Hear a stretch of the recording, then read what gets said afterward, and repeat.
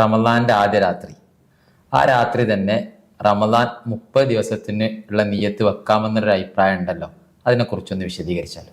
അതായത് ഇവിടെ ചോദിച്ചത്, ഈ നിയ്യത്ത് മറന്നു പോകുന്ന ആളുകൾക്ക് പരിഹാരം എന്നോണം മറ്റു മദ്ഹബുകളിൽ അല്ലെങ്കിൽ മറ്റു മദ്ഹബിൽ റമദാനിന്റെ ഒന്നാമത്തെ രാത്രി 30 ദിവസത്തേക്കും കൂടെ ഒറ്റ നിയ്യത്ത് ചെയ്താൽ മതിയാകുമെന്നൊരു അഭിപ്രായം ഉണ്ടല്ലോ, അതിനെക്കുറിച്ചുള്ള വിശദീകരണമാണ് ഇവിടെ ചർച്ചയിൽ കൊണ്ടുവന്നിട്ടുള്ളത്. അതെ, മാലിക്കി മദ്ഹബിൽ അങ്ങനെ ഒരു നിലപാടുണ്ട്. ഫത്ഹുൽ മുഈനിലൊക്കെ പറയുന്നുണ്ട്, അതേപോലെ തന്നെ മറ്റു കിതാബുകളിലും. റമദാനിന്റെ ഒന്നാമത്തെ രാത്രി ഇങ്ങനെ മാലിക്കി മദ്ഹബ് അനുധാവനം ചെയ്തുകൊണ്ട് റമദാനിന്റെ അവസാനം വരെയുള്ള ദിവസത്തേക്ക് വേണ്ടി നിയ്യത്ത് കരുതി വെക്കൽ നല്ലതാണെന്ന് പറയുന്നുണ്ട്. അതിൻ്റെ നേട്ടം, ഏതെങ്കിലും ഒരു ദിവസം നോമ്പ് മറന്നുപോയാൽ ഇന്ന് ഞാൻ മാലിക്കി മദ്ഹബ് അനുസരിച്ചാണ് നോമ്പെടുക്കുന്നത് എന്ന ആ ഒരു ചിന്താഗതി മനസ്സിൽ വന്നാൽ അദ്ദേഹത്തിന് റമദാനിലെ നോമ്പ് ലഭിക്കും, പിന്നെ നോമ്പ് കളവ് കിട്ടേണ്ടതില്ല. അപ്പൊ ഇങ്ങനെ ഒരു ചാൻസ് അവിടെ ഉണ്ട്. അപ്പൊ ആ ഒരു ഇളവ് ഉപയോഗപ്പെടുത്താവുന്നതാണ്. പക്ഷെ അവിടെ 2-3 കാര്യങ്ങൾ ശ്രദ്ധിക്കണം. ഒരാൾ കേവലം ഒന്നാമത്തെ രാത്രി ഒരു അശ്രദ്ധവാനായി നിയ്യത്ത് വെച്ചതുകൊണ്ട് മാത്രം കാര്യമില്ല. അദ്ദേഹം എന്ത് ചെയ്യണം? ഞാൻ മാലിക്കി മദ്ഹബ് അനുസരിച്ചാണ് ഞാൻ നിയ്യത്ത് ചെയ്യുന്നത് എന്നൊരു ചിന്താഗതി മനസ്സിൽ വരണം. അഥവാ മാലിക്കി മദ്ഹബ് തഖ്ലീദ് ചെയ്തിട്ടാണ് നിയ്യത്ത് ചെയ്യേണ്ടത്. ഈ തഖ്ലീദ് ചെയ്യാന്ന് പറഞ്ഞാൽ ഞാൻ മാലിക്കി മദ്ഹബിന് തഖ്ലീദ് ചെയ്യുന്നു എന്ന് പറയൊന്നും വേണ്ട. അയാളെ മനസ്സിൽ ഞാൻ മാലിക്കി മദ്ഹബ് അനുസരിച്ചാണ് ഇത് ചെയ്യുന്നത് എന്നൊരു ധാരണ മനസ്സിൽ ഉണ്ടായിട്ട് അതോടുകൂടി ആണ് ഇയാൾ എന്ത് ചെയ്യേണ്ടത്? നിയ്യത്ത് ചെയ്യേണ്ടത്. തഖ്ലീദിന്റെ മാന അത്രയേ ഉള്ളൂ. അത് ഫവായിദുൽ മക്കിയയിലും ഈ ആണത്തിലൊക്കെ പറഞ്ഞിട്ടുണ്ട്. തഖ്ലീദ് എന്ന് പറഞ്ഞാൽ അൽ ഇസ്തിശാർ, നമ്മുടെ മനസ്സിൽ അതനുസരിച്ചാണ് ചെയ്യുന്നത് എന്നുള്ള ഒരു ബോധം ഉണ്ടാവുക, അത്രയേ ആവശ്യമുള്ളൂ. അപ്പൊ ആ ബോധത്തോടു കൂടി അങ്ങനെ നിയ്യത്ത് ചെയ്താൽ റമദാൻ 30 വരെ ഉള്ള നിയ്യത്തായി. അപ്പൊ ഏതെങ്കിലും ദിവസം അയാൾ മറന്നുപോയാൽ അയാൾക്ക് എന്ത് ചെയ്യാം? ഇന്ന് ഞാൻ മാലിക്കി അനുസരിച്ചാണ് അങ്ങ് കരുതി കൊടുത്താൽ മതി. അപ്പൊ എളുപ്പമുണ്ട്. എങ്കിലും മാലിക്കി മദ്ഹബിൽ പോലും എല്ലാ ദിവസവും രാത്രി സെപ്പറേറ്റ് വെവ്വേറെ നിയ്യത്ത് ചെയ്യൽ സുന്നത്തുണ്ട്. പക്ഷെ ഇവിടെ ശ്രദ്ധിക്കേണ്ട ഒരു കാര്യമുണ്ട്. തുടർച്ചയായി 30 ദിവസം നോമ്പെടുക്കുന്ന ഒരു വ്യക്തിക്കാണ് ഇത് പറഞ്ഞത്.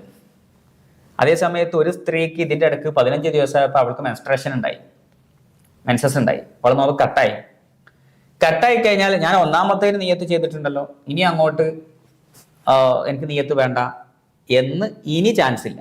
കട്ടായി കഴിഞ്ഞാൽ പിന്നെ അവിടെ നിന്ന് അങ്ങോട്ടും ഇതേപോലെ കിട്ടണമെങ്കിൽ, നിയ്യത്ത് മറന്നാൽ മാലിക്കി അനുസരിച്ച് പ്രവർത്തിക്കണമെങ്കിൽ, എന്നാണോ അവൾ അശുദ്ധിയിൽ നിന്ന് ശുദ്ധിയായത് അന്ന് രാത്രി ഇനിയുള്ള ദിവസങ്ങളിലേക്ക് ഫുള്ളായിട്ട് എന്ത് ചെയ്യണം? ഒരു നിയ്യത്ത് വീണ്ടും വെക്കണം. അപ്പൊ ഇവിടെ നിന്ന് അങ്ങോട്ട് റമദാന്റെ അവസാനം വരെയുള്ള എല്ലാ ദിവസവും റമദാനിലെ ഫർള് നോമ്പെടുക്കാൻ ഞാൻ കരുതിയെന്ന് അന്നൊരു നിയ്യത്ത് വേറെ പുതിയത് വേണം. പഴയത് അവിടെ മുറിഞ്ഞുപോയി. ഈ ഒരു കാര്യം പ്രത്യേകം ശ്രദ്ധിക്കണം.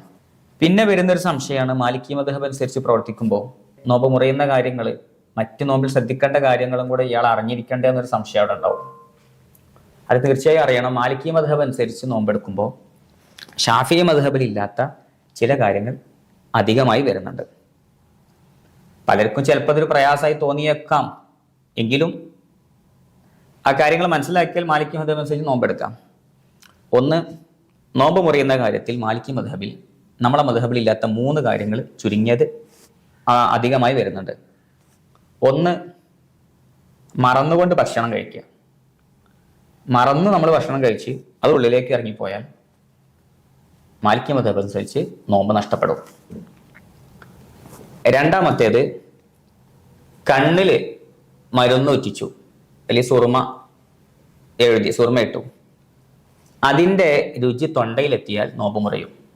ഷാഫി മദ്ഹബ് അനുസരിച്ച് അങ്ങനെ ചെയ്ത നോമ്പ് മുറിയില്ലല്ലോ. മാലിക്കി മദ്ഹബിൽ നോമ്പ് നഷ്ടപ്പെടും. അപ്പോൾ കണ്ണ് രോഗികൾക്കൊക്കെ മാലിക്കി മദ്ഹബ് അനുസരിച്ച് പ്രവർത്തിക്കാൻ ചിലപ്പോൾ പ്രയാസം ഉണ്ടാവും. കണ്ണിൽ മരുന്നുറ്റിച്ചാൽ തൊണ്ടയിലെത്തിയാൽ പ്രശ്നമാണ്. മൂന്നാമത്തെ പ്രശ്നം, വികാരം തോന്നുന്ന സമയത്ത് വരുന്ന മതജലം എന്നൊക്കെ പറയുന്ന അത് ഒരാളുടെ പ്രവൃത്തി കാരണം ഉണ്ടായാൽ, ഉദാഹരണം ഒരാൾ ബോധപൂർവം അങ്ങനെ ഒരു വൈകാരികമായ രീതിയിൽ ഭാര്യയെ അദ്ദേഹം നോക്കി, ഉദാഹരണം, അല്ലെങ്കിൽ സ്പർശിച്ചു, ഇങ്ങനത്തെ സംഗതികൾ അയാളുടെ പ്രവൃത്തി കാരണം ഇത് പുറപ്പെടുവിക്കൽ ഉണ്ടായിക്കഴിഞ്ഞാൽ അതോടുകൂടി നോമ്പ് നിഷ്ഫലമാകും. അപ്പോൾ ചെറുപ്പക്കാരായ അടുത്ത് വിവാഹം കഴിഞ്ഞ ആളുകൾക്കൊക്കെ ചിലപ്പോൾ ഇങ്ങനെ കൂടി ജീവിക്കുന്ന ആളുകൾക്കൊക്കെ ചിലപ്പോൾ അവരുടെ നോമ്പ് ഇതനുസരിച്ച് നഷ്ടപ്പെട്ടു പോകാൻ സാധ്യതയുണ്ട്. എങ്കിലും മാലിക്കി മദ്ഹബ് അനുസരിച്ച് നിയ്യത്ത് ചെയ്താൽ ഇങ്ങനെ ഒരു സൗകര്യം അവിടെ ഉണ്ട്.